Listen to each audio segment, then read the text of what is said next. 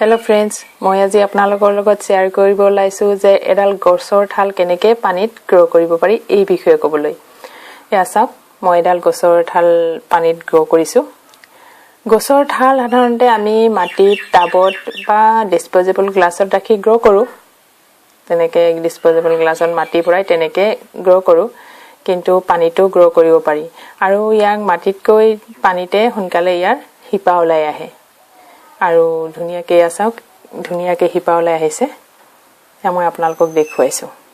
ইয়া চাওক, ধুনিয়া শিপা ওলাই আহিছে আৰু এডাল হৰুকে ঠালো ওলাই আহিছে। ইয়াৰ লগতে ধুনিয়াকে গ্ৰোথ হৈ গৈছে। এই শিপাবিলাক অলপ বেকা হ'ল কাৰণ মই গ্লাছত ৰাখিলো কাৰণে শিপাবিলাক অলপ বেকা হৈ থাকিল, কিন্তু ধুনিয়া হৈছে আৰু ঠালটো ধুনিয়াকে গ্ৰোথ হৈ ওলাই আহিছে। এইটো এটা লতা কৰবি গছৰ ঠাল। লতা কৰবি ফুল আছে যে সেই লতা কৰবি ফুল গছৰ ঠাল আৰু ই ধুনিয়া গ্ৰোথ হৈ গল।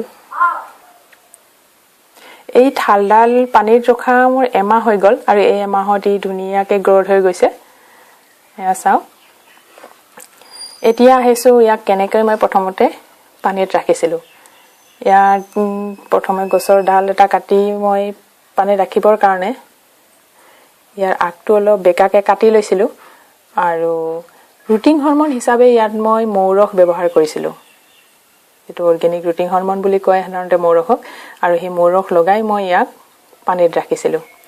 আৰু পানীটো সাধাৰণতে 2-3 দিনৰ মূৰে মূৰে ইয়াক চেঞ্জ কৰি থাকিছিলো, কাৰণ পানীটো ফ্ৰেছ হৈ থাকিলে ভাল। পানী তেতিয়া হলে ফাংগাছ নহয় আৰু অন্য বেমাৰ নহব পাৰে।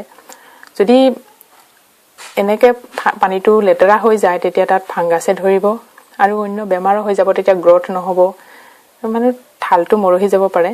সেই কাৰণে ইয়াক মই ফ্ৰেছ পানীত ৰাখিছিলো।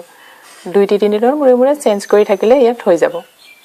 আৰু পানী ইমানখিনি মালৈকে দি থব যে এই শিপা যৰ পৰা ওলাইছে তাতকৈ অলপ ওপৰত, ধৰি লওক এই পুলিটো যৰ পৰা ওলাইছে অলপ ওপৰতো হ'ব পাৰে বা পুলিটোলৈকে পানী দিলে হৈ যাব।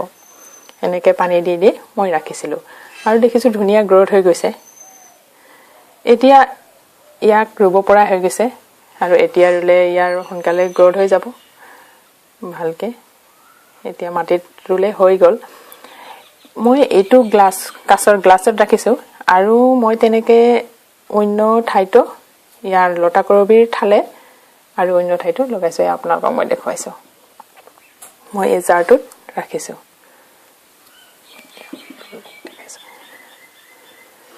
এইটোত ইয়াৰ ঠালবিলাকৰ পৰা ধুনীয়াকে শিপা ওলাই আহিছে। এয়া মই আপোনালোকক দেখুৱাই আছো।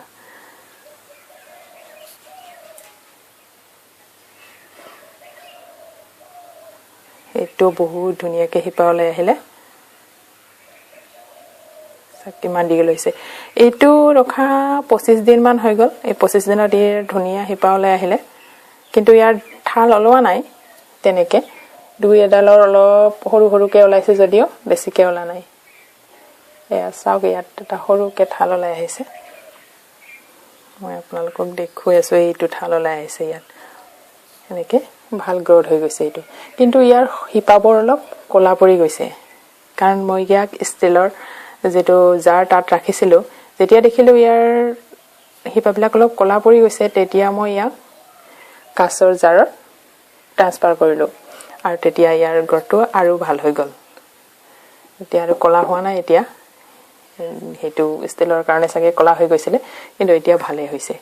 এতিয়া ৰুব পৰাই হৈ গল। আৰু এতিয়া যদি মই ইয়াক মাটিত ৰুওঁ বা টাবত ৰুওঁ, ই সোনকালে ডাঙৰ হৈ যাব, মানে ঠাল ওলাব আৰু ইটোৰ ঠাল ওলাই আহিব ভালকে আৰু ইটোৰ ঠালটো ডাঙৰ হৈ যাব। তেনেকে ফ্ৰেণ্ডছ, আপোনালোকক যদি মোৰ এই ভিডিঅ'টো ভাল লাগে তেতিয়াহলে লাইক কৰিব, শ্বেয়াৰ কৰিবলৈ নাপাহৰিব আৰু নেক্সট ভিডিঅ'ৰ কাৰণে সাবস্ক্ৰাইব কৰিব। তেতিয়ালৈকে বাই।